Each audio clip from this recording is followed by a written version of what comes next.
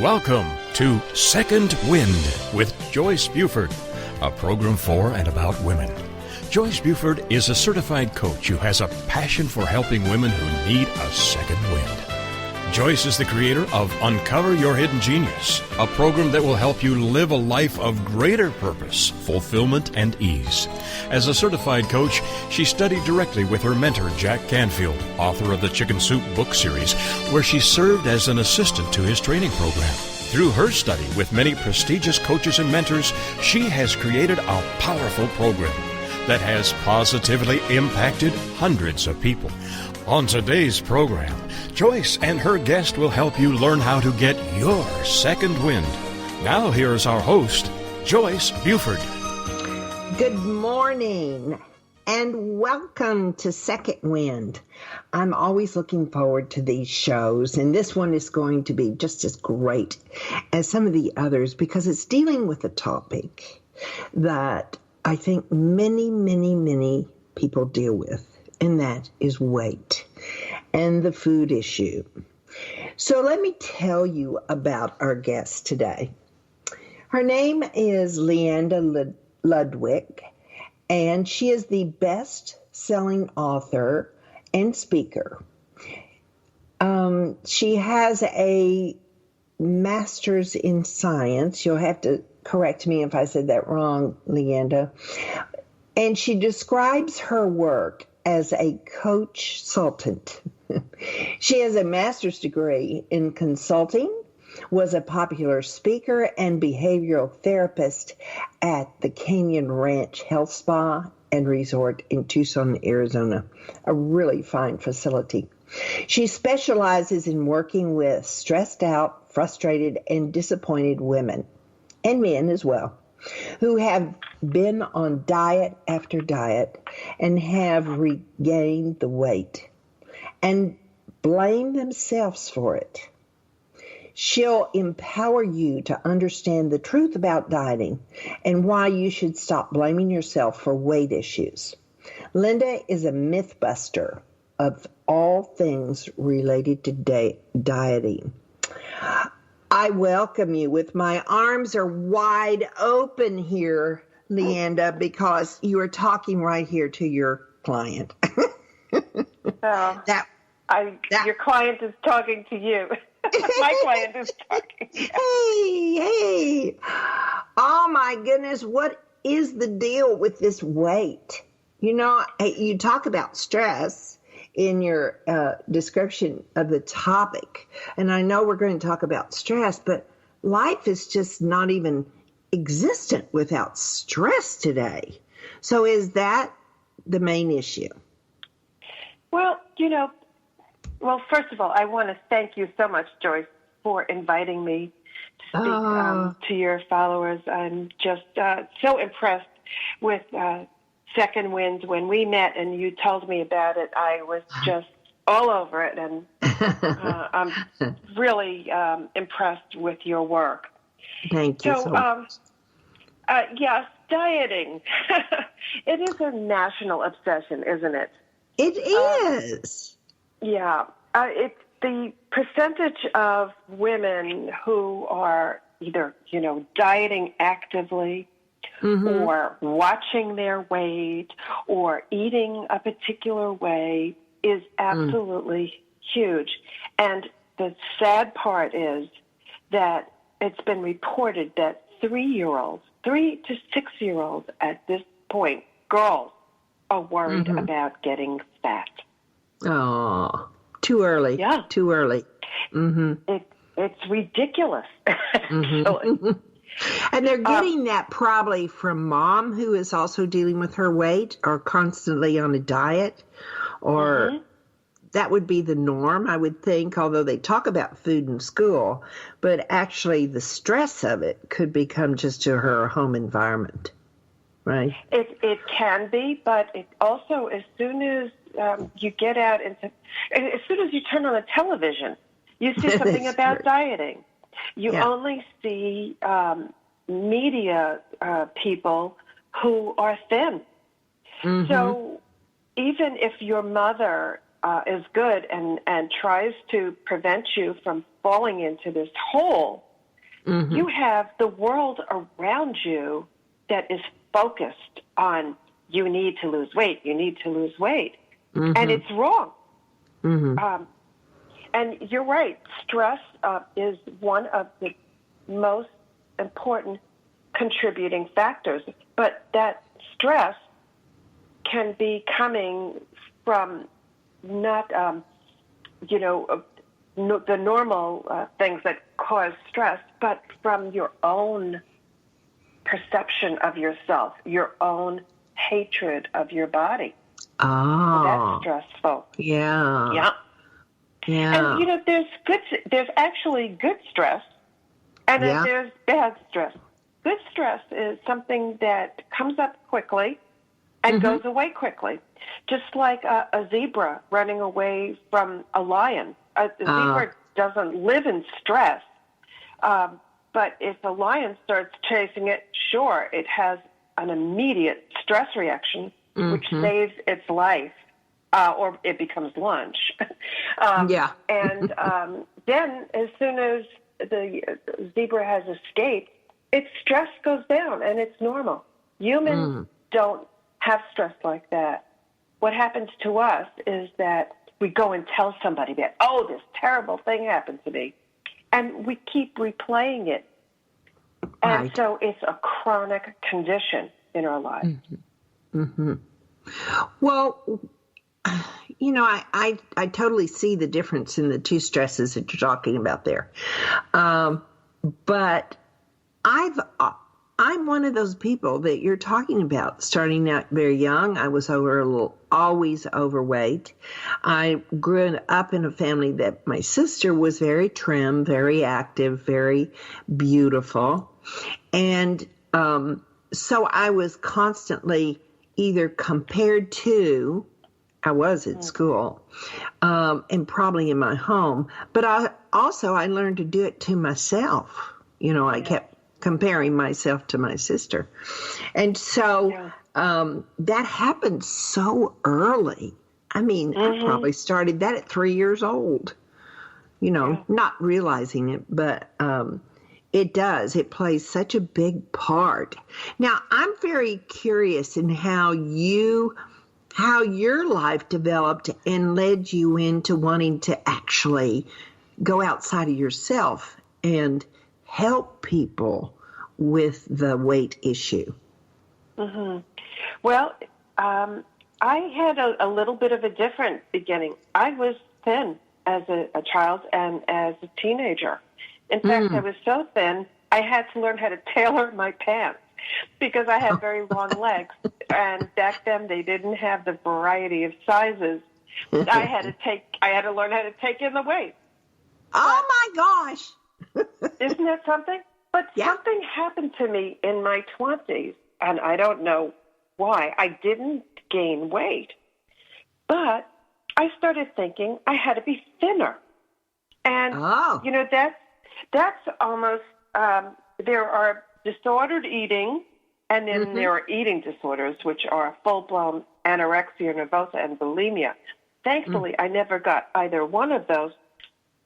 But the standards, the Twiggy, who was the most popular fashion model at the time, convinced me I had to be thinner. And so what happened was I started dieting to get thinner. I was 126 pounds, mind you.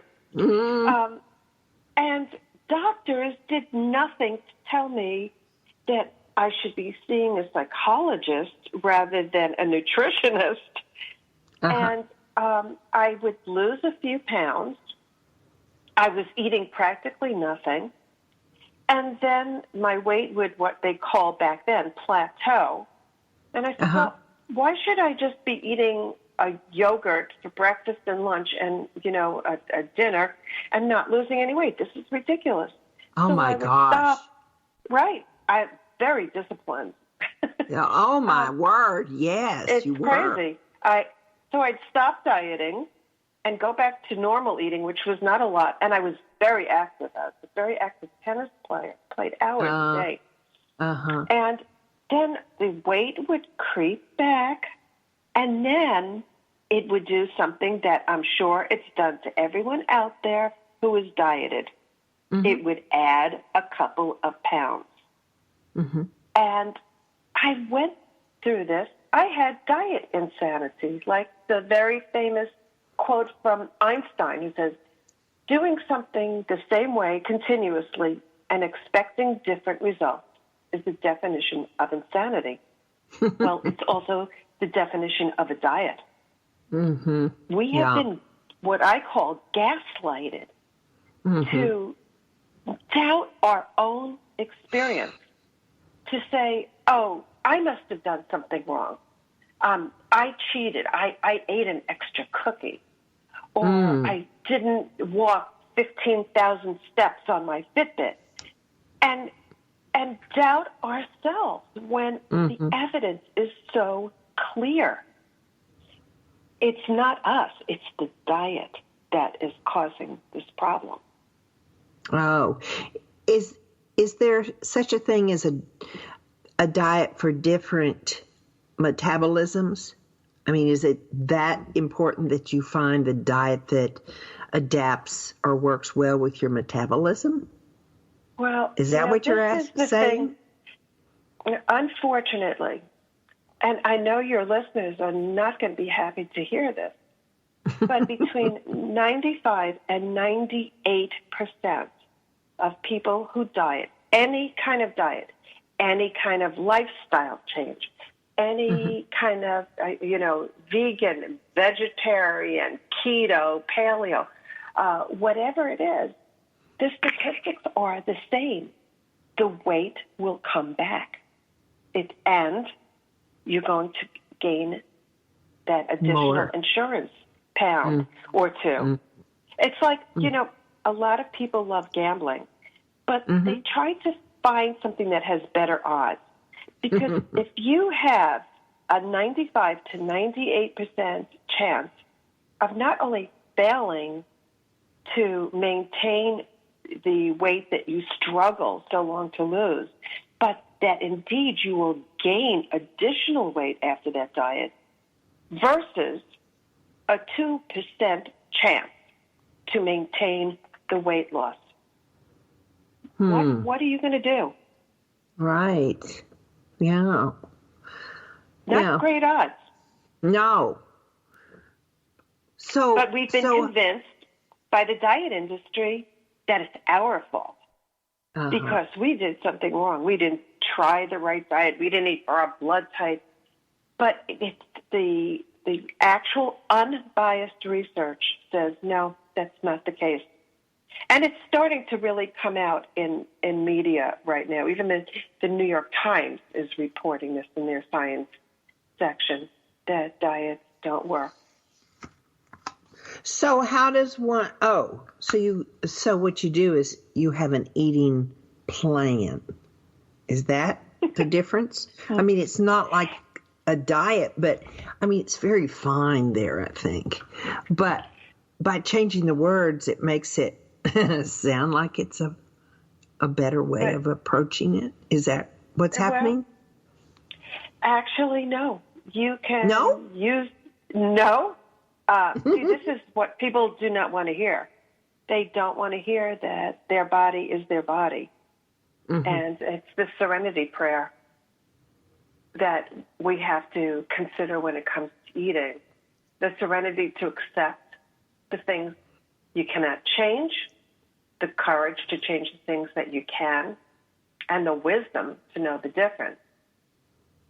Right. It's a hard lesson, but you know what? If you were already, a little heavier as a baby, and it continued through your life, this is probably not about what you've been eating. It's about genetics. It's about your gut biome. It's about how you were brought up as a child. There's a very famous study called the ACE study that was done by Kaiser Permanente Medical out here in San Diego on over 22,000 people.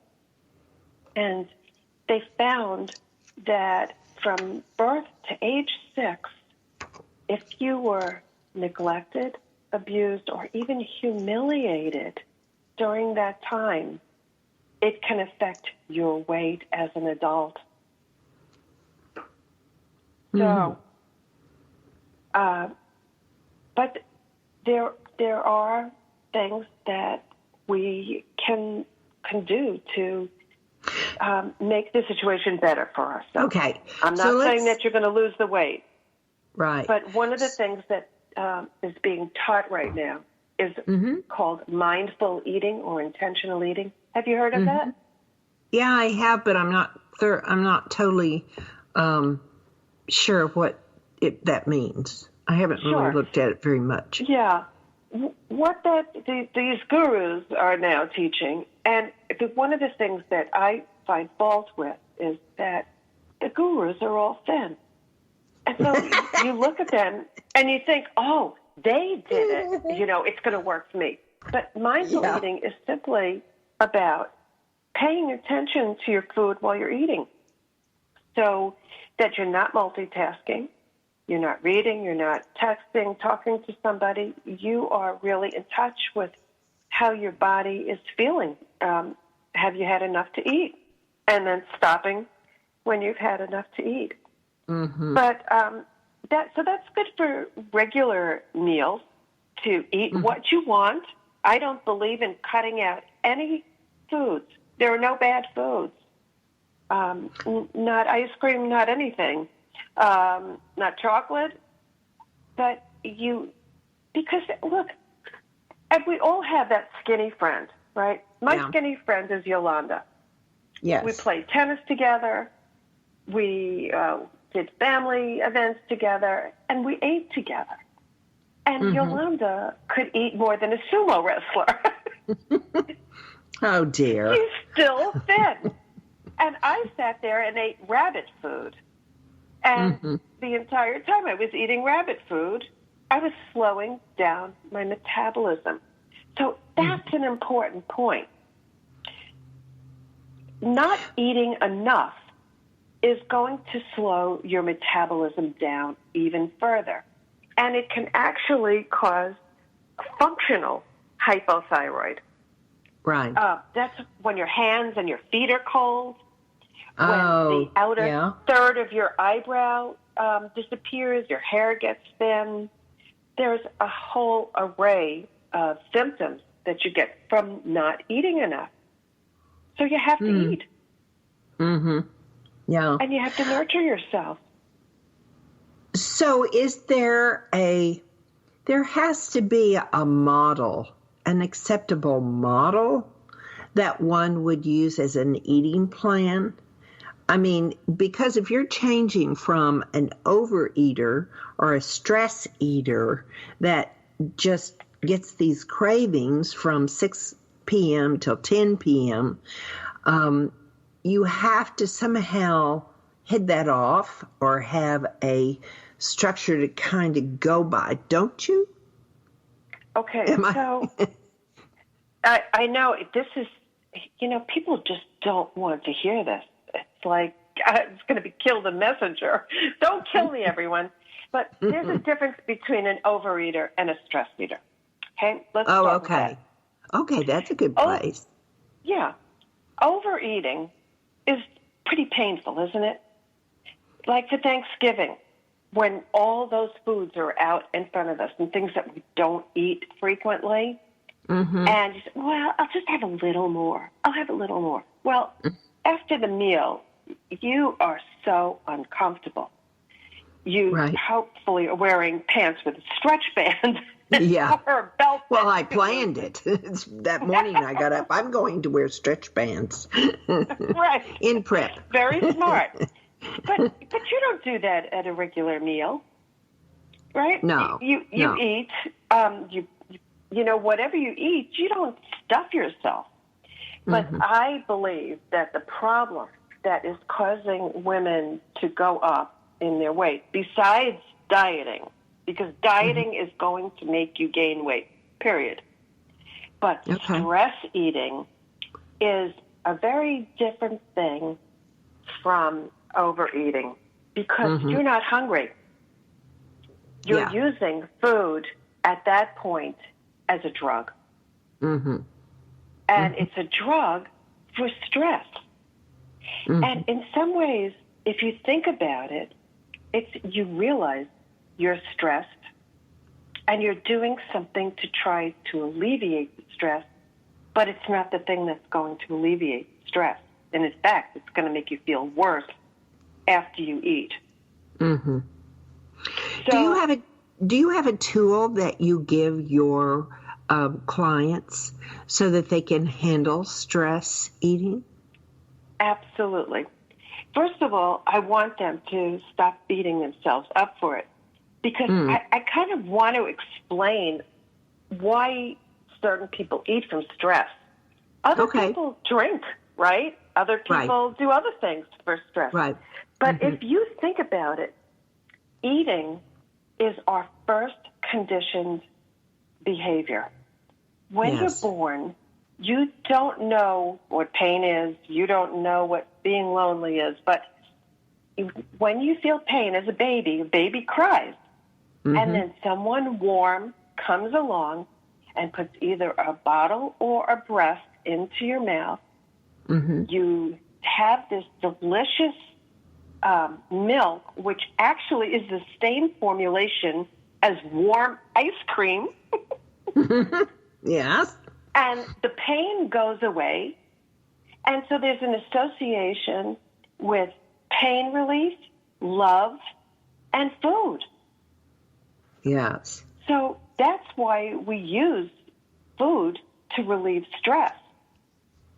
But again, it's not going to be a successful method of dealing with stress. So the important thing is to learn, first of all, what your stress triggers are. What sets you off? Now, if you eat at night, it may be boredom, you know?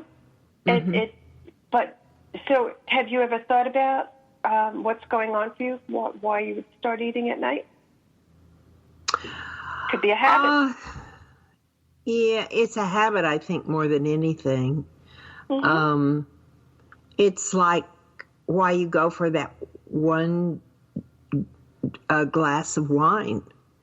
I mean, it's kind of like a habit. And it's, particularly if you're with a group that gathers for that, it's like, of course you're going to have a glass of wine because everybody else is having a glass of wine. So I'm going to have a glass of wine. But it's when I'm at home and I tend to go for the glass of wine. To me, that's a habit or an addiction, one or the other. Okay, so I don't believe in addictions and food. Really? No, I don't believe. You know, we have to eat. And do you know that your brain needs sugar in order to function properly? And you need salt for your body to function properly. So you may be responding unconsciously to what your body's telling you that you need.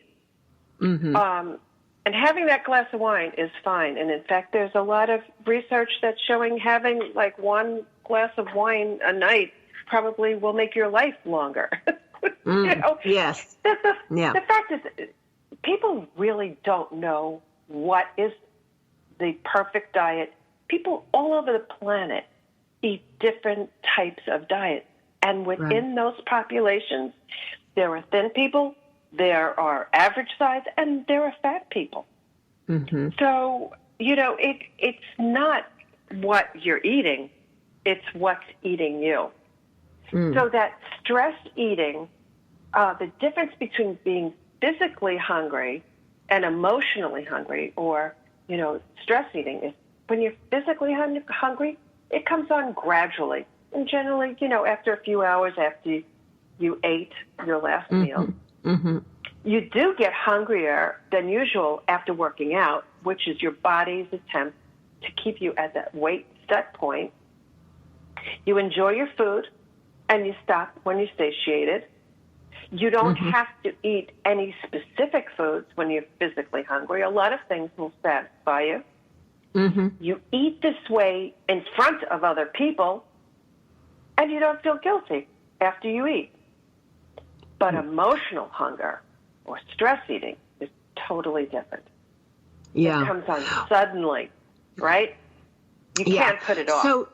So do you start with the mental triggers that causes somebody to act on a habit or reaching for food, or do you deal with the type of food that they reach for? What is the protocol that one does to start changing the amount of input of food that they take in? Okay. So the first thing to change any behavior is awareness. Awareness of what you're doing. Right. So what I would say is, if you're going for food at night and you're not hungry, to become aware of it. Say, why am I eating? You know? And have this little conversation with yourself and say, am I hungry? Well, if I'm not hungry, what is it that I need? And then listen to what your heart is telling you, what your head is telling you. You know, maybe I'm bored. Maybe I have to change my pattern. Maybe I want to read a book. Maybe I want to take a walk. Maybe I want to go talk to a friend. Right. Or maybe I just want to have a little food, but I don't need to stuff it all in my mouth, right? Right. So that awareness comes first.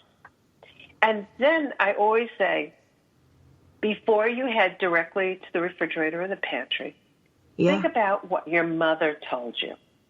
Oh, dear. When you were angry, she said, don't react immediately. See, the word is even called react, not act. Don't react, because it's a habit. Stop. Leanda, I'm going to stop you here because I know we've got more to say on this, and I do want to hear it. But we have to go to a short break. And when we come back, we're going to talk more about this eating habit, breaking an eating habit. So you're right down my alley. I have a nightly routine of going for food, and I'm like, okay.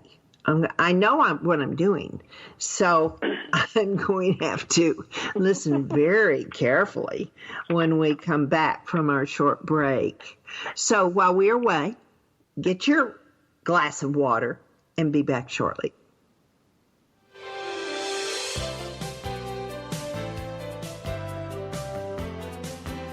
Transformational coach, motivational speaker, and author Joyce Buford returns after this short break.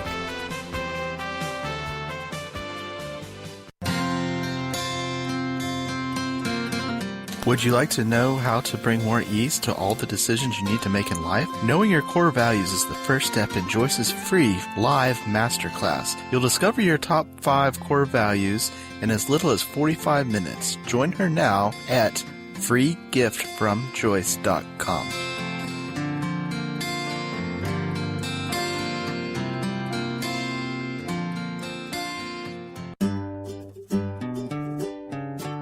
Close your eyes and imagine living your life without limits.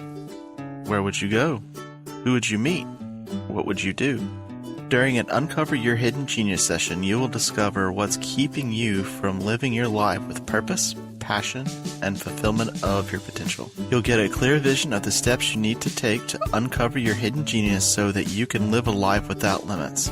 Sessions can be done over the phone, Skype, or in person. Find out more at www.joycebufordempowers.com or by calling 903-287-0747. Welcome back to this segment of Second Wind. Joyce Buford, the creator of Uncover Your Hidden Genius, continues in this segment to share insight that will help you live a life of greater purpose, fulfillment, and ease. Now here's our host, author and coach, Joyce Buford. We are talking today with Lianda Ludwig, and she is telling us about food and stress eating and busting some of those beliefs that we have thought about dieting for many years. So, Lianda, you were going into breaking the habit of night eating and realizing that, asking yourself, am I really hungry? So that's kind of where you left us. So I don't know. You want to go further? Yeah. Explain more? Sure. Because I'm standing in the kitchen going, what am I going for now? Right. So what I would want you to do after identifying why you're eating. Now, this is not just about night eating. It's about stress eating in any time of the day. You want to identify, first of all, am I really hungry? Am I physically hungry, or am I emotionally hungry? Yeah. And the way you can tell is the emotional hunger comes on suddenly. You can't put it off. You may feel that you're hungry, but it's like, I need something now, right? And you need specific foods, generally sweet and salty, or like pizza, chocolate, chips, ice cream.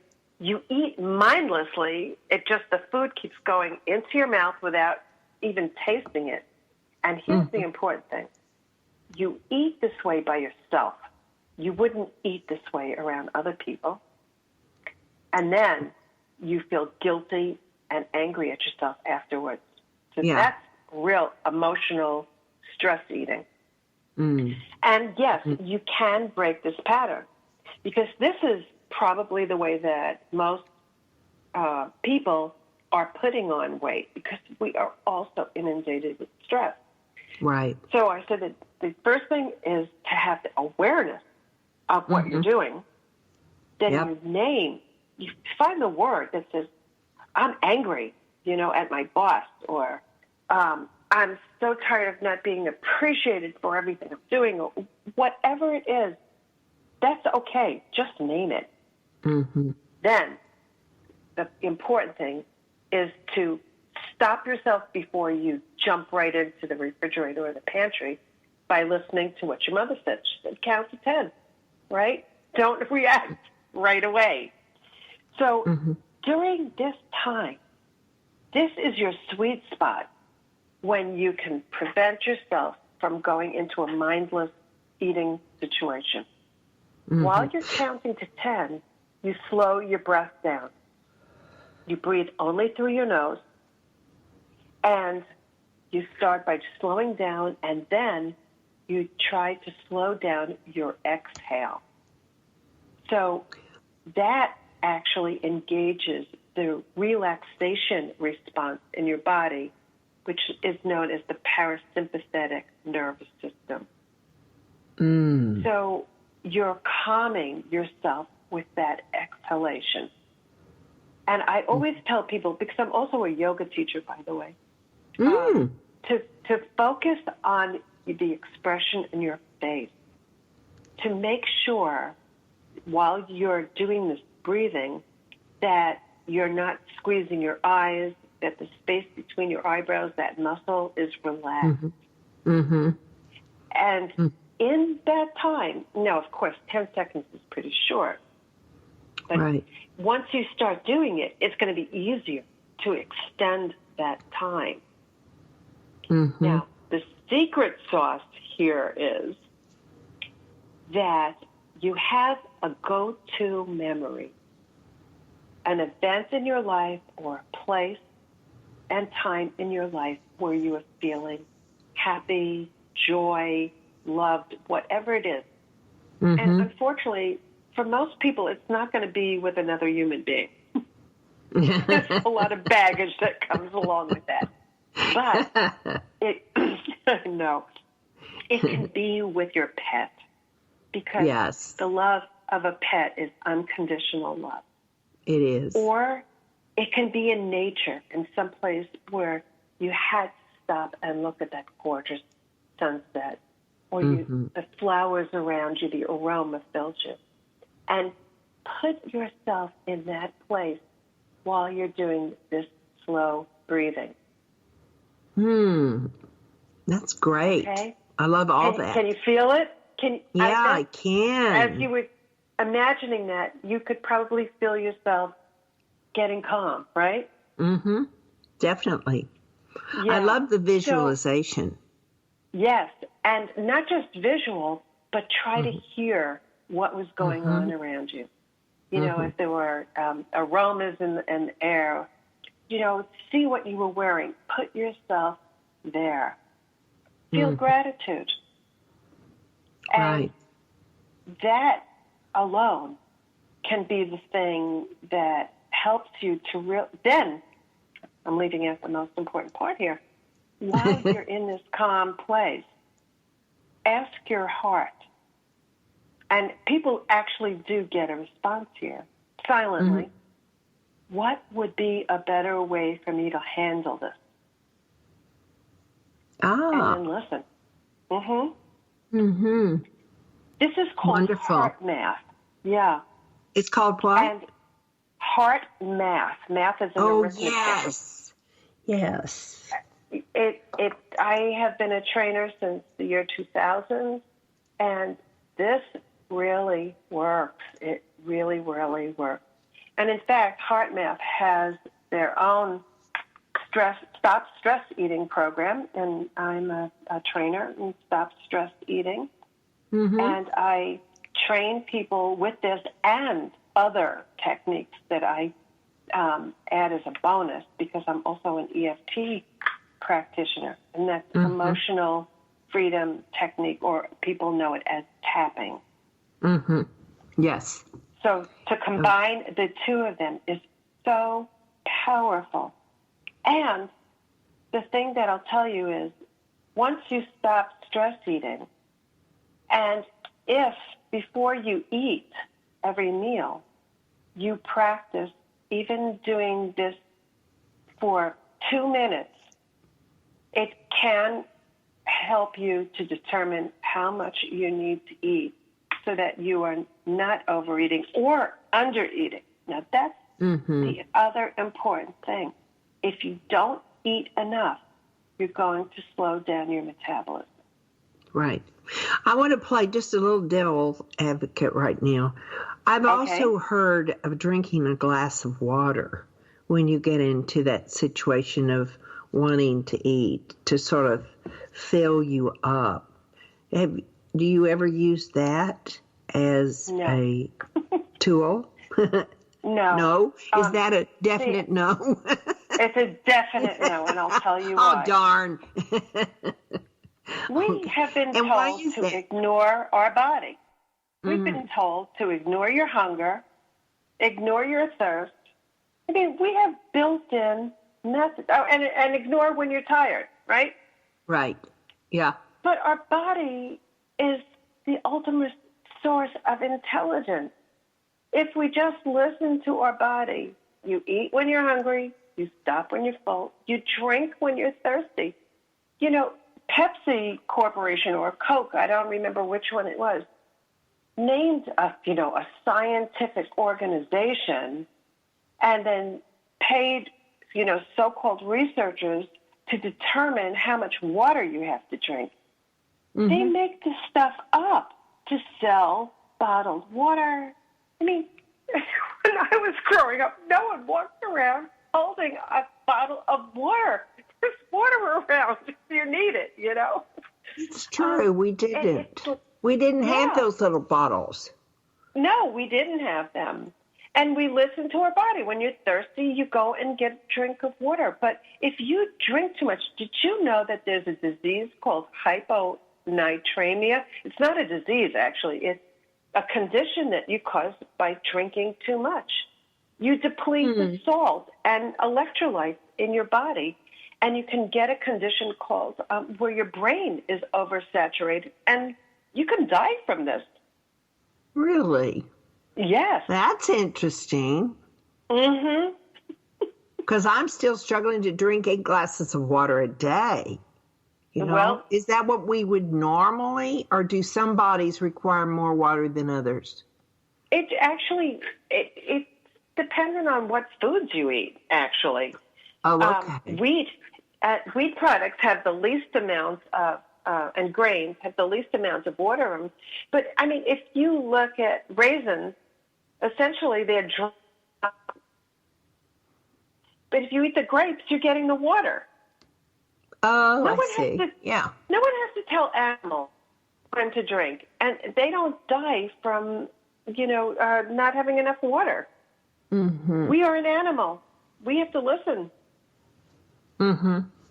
Yeah. And it goes that way with sleep, which, by the way, most people don't get enough sleep, and lack of sleep actually has an effect on two hormones, leptin and ghrelin, which affect our hunger and satiation.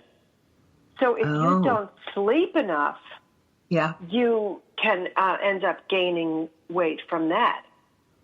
Oh, good point. Good point. Yeah. Well, how much of this information is in your best-selling Kindle book that you have out? Yes.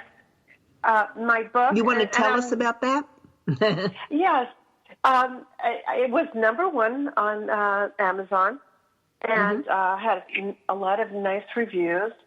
And I'm working on my second one now, but the first one was called Diet Industry Lies That Make You Gain Weight. Oh, you just took on the whole diet industry. I did. Very good. I'm a fighter. I'm a myth buster. I'm I don't like using the term fighter, but I work hard to educate. In fact, that's what my master's degree is, in education. Oh, right. I want to relieve women of the belief that they made themselves fat, that they're unattractive, and start accepting who you are. And like you say, the important thing is uncovering your inner purpose and living to that. And once you start being who you're truly meant to be, the focus is going to be coming off your appearance and having to look like everybody else. Right. And if there's a chance to lose weight and maintain it, it's going to be in being calm and happy. I'm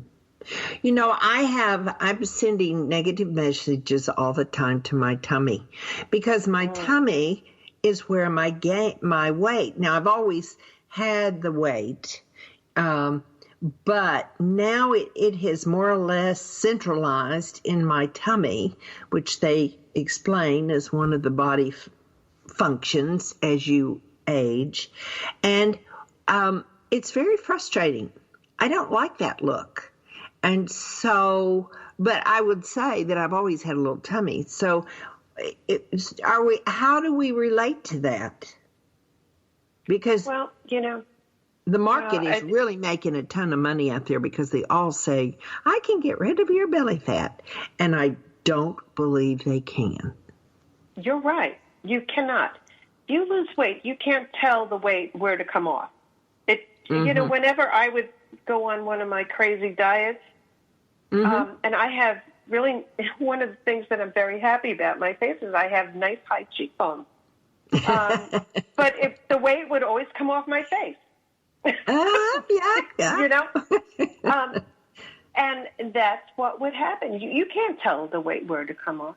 You can do exercise to try and tighten the muscles around a particular area, but there are different theories, which I don't think anyone has really proven yet. But that belly fat can be from hormones that change as we age. Yes. A lot of people will tell you that you need to have more progesterone because as we age, not only does estrogen go down, but progesterone goes down. Right. And so that's one of the things. And the other thing can be stress. Yeah. But it's not but just the thing women. is, hating it is not going to make it go away. And in fact, that kind of mindset of negativity towards yourself is stressful because your brain doesn't know whether someone else is attacking you or you're attacking yourself. Yeah. So, what's going to happen is you're going to have these cortisol levels that change in your body, and that can be actually adding to the area around your belly with the excess. Well, I'm not even going to call it excess.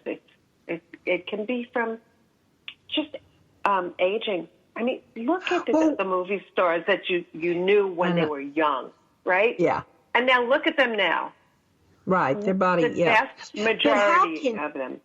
I've also heard this, that in healing yourself, you can actually have this practice of looking at yourself, yes, nude, in front of the mirror, and you actually say, I love my body. You go through, and you actually go through your body.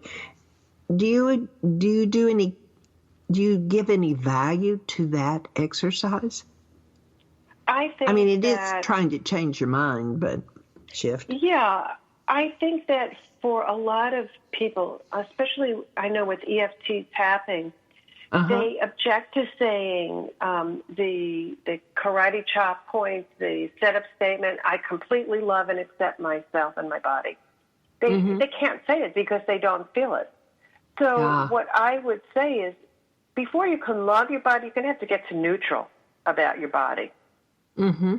So, find the things that are good about your body and what it's done for you and how it's gotten you to where you are, and say, I accept this is my body, and I appreciate how my body has gotten me to this point in my life, and tap on that. And then if you're going to do tapping, instead of saying, I completely love and accept, I would say, I choose to love, accept. Oh, that's a good change. Yeah. Yeah. And forgive. Yeah. Because we just are so hard on ourselves. Indeed. We are. I know that you have a wonderful gift to give my listeners out there. You want to tell us about how they can get to, I've already been there, how they can get to you, because you do have a great website to visit and learn more about you. So would you share with my audience about how they can get more information from you? Oh, certainly. Thank you, Joyce. I have put together a report that has 10 powerful solutions to stop stress eating. So where I like to start with people is to understand if they're eating from stress. And most women, I mean, when you think of everything that we do in a day, even women who, if you have young kids or if you have old parents, or you're somewhere in between where you might have both, our responsibilities are tremendous. And, I mean, we have stress. And so these powerful solutions are going to be centered not about what you're eating, but what's eating you. Great. And the one that's going to work best is the one that you do. So I give you a menu of different solutions. And you don't have to do the same one every day, although I do meditate every night, and I have found that has been an amazing help with my sleep. Since I started meditating, I have never slept better. I used to wake up 5 times at night and go and pee and, whatever. I sleep through the night. Yeah. But there are, things that you can do quickly, and there are things that can, you can take more time and do. So this report, I actually did an audio of it. So you could read it or you can listen to it. You can take your time and listen, take notes, and then practice. And it's both on my Facebook page, which is Stress Eating Solutions, and it's on my website, which is stresseatingsolutions, plural.com. Right. Yeah. So, please get it right to me. Tell me how it's working for you. I know that you got the report, and I love hearing from women. And in fact, if anyone wants to go through this, try it, and then be interviewed for my upcoming book, you could. I would love to hear from you. Or I don't have to use your name if you feel uncomfortable about it, or I can use your name. And you would be helping others, with your story. Do you work with clients? Yes, I do. I do private coaching, and I'm going to be setting up a group stop stress eating group, and I want to keep it small, so that everybody gets the attention that they need. And, I'll be doing an upcoming webinar shortly. So if people get the report, they'll be alerted to when my webinar is coming up. And I will be giving a lot of information during that. If they go to your website and sign up for the 10 Powerful Solutions to end stress eating, which I really recommend you listeners out there do this for yourself. It's full of wonderful suggestions. It's got the breathing exercise, because I'm looking at my copy right now. Does that, because we do need to leave our email, does that put us on the list to be notified when you do your group coaching? Yes, that's exactly what it will do. And is there a place on your website that if we want to just go directly to working with you, or that they can get to you? Yes. I mean, is there a place to leave their name? There is. I have a contact form on the website, and I also have, I'm looking at this right now, you can access the book, The Diet Industry Lies, that will take you right to Amazon, so you can read it and get some information from there, and then you can find out about the Stop Stress Eating program. Yeah. Oh, that's the name of your program. Exactly. And it's, like I said, it's based a lot on what HeartMath has done, but it goes a lot further, because I like, utilizing the other training that I have in yoga, which, by the way, power yoga, people who do power yoga lose a little weight, but then they gain it back. But people who do gentle yoga, which essentially is for a relaxation response, end up losing weight but maintaining it. Because, Joyce, that's the thing that everybody forgets when you see a new diet comes out. It's on television, and, this is going to help you lose your belly fat, and you're going to lose 18 pounds in a week, and all of these things that they promise. But they don't tell you that, for most people, they can lose the weight, but for that 95 to 98%, it comes back. That's the problem. Right. We want something that if you're going to be in that 2%, you're going to be able to maintain the weight loss. Otherwise, it's a total waste of time. And effort and beating yourself up. So I want everyone to learn to be gentle and compassionate with themselves. Maybe be the kind of parent you didn't have, or if you're lucky, listen to the warmth and love that, a real caring parent would give you, the support. I love you the way you are. And you know what? If the weight comes off, I'll love you even then. Not I'm going to be happy then, I'm happy now, and I'll be happy then also. Yeah. Well, it looks like you have offered a great solution for women dealing with their weight, either through their stress eating or whatever the way that food gets into our mouths and serves our body. It is an ongoing, has been around forever, but it seems to be getting more and more difficult for us to lose our weight.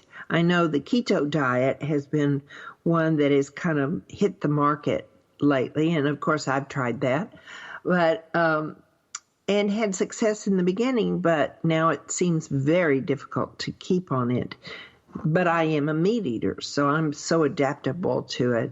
But anyway, I really like that you bring up other alternatives to the way that we eat, that we really need to look at us as human beings and appreciate who we are. Mm. So I'm going to say a very quick goodbye, Lianda, for today, because it's been just an awesome pleasure having you here. We've shared so much good information with the audience, so I want to thank you for sharing and doing what you do to make sense. You're so welcome, and I thank you for giving me the opportunity to myth bust with your listeners, so that maybe they will be a little more gentle with themselves, drop their stress level, and enjoy food like it's meant to be enjoyed. And please feel free to contact me. I'm happy to help anybody to get to that point. Well, thank you. So I encourage you to go to her website. What's your website? Where is it? I'm looking for it. Stress Eating Solutions. Yes, .com. Visit. Right. Sign with an up S on the end of solutions. Yeah. Sign up for the 10 Powerful Solutions. I appreciate that you came today. You got good information that you can implement into your daily lives. And I hope that you will be here next week as we explore another transition in our lives. I so appreciate that you came today. Have a great week.